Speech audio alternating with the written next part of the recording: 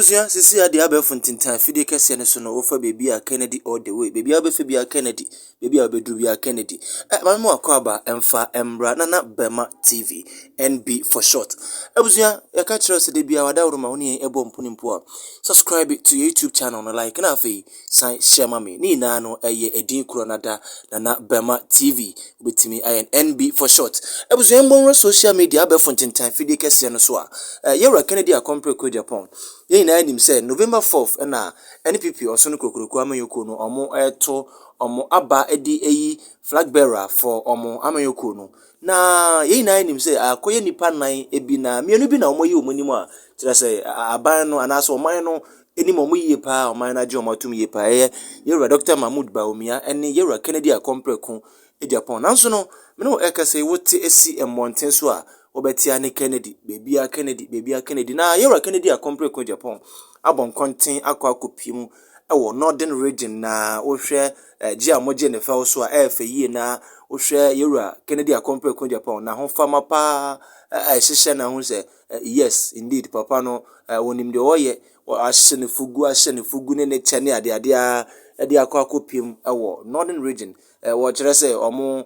amamre no wote ase pa wode nsem bi akotu edwa ewo omonim na wo kire se ono no omonim se wo ye edwuma dada na northern region so wo factories ewo ho na wasan ehye omobo se wasan ede enade ede abofom kire se wo ba be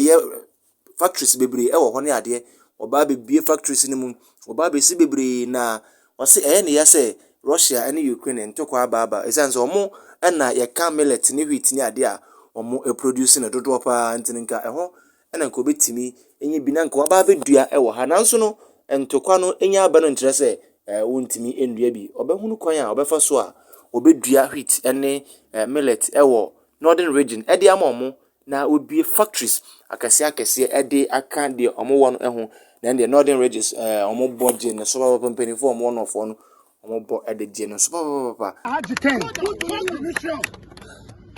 land is good for millet. This time we are fortunate, although it's not good that Russia and Ukraine are at war. They are the leading producers of wheat, but you can substitute the wheat with millet. Why don't we promote it and have a flour mill in these 5 regions? Soya beans we grow, nothing here, no factory. I'm here to create industries. Inshallah. What I believe is most of the industries in this country should be in the north because of the nature of the land. And if you vote for Agyapong, it will be a thing of the past where our young girls aged 12, 13, 14 migrating to the south,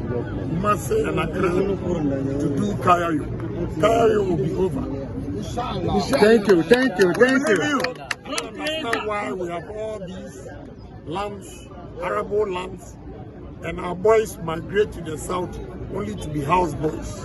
Oh, no, sorry. I want to change this. That is why I'm Yewra Kennedy a kompreko Agyapong ne nsama waka no we di ono anu muto na wo kire se northern region oba obeba be ye ehoyie sabe wo mfiri ho anu nkire se ma omba mbebo omo enu nti no wa hwe ombo de nyoma egu akwan so kire se ono oba northern region de eyekruwa ne wura emfiri ho de biara da isanse odo ne ahokeka omo de etai ne chi no ano odin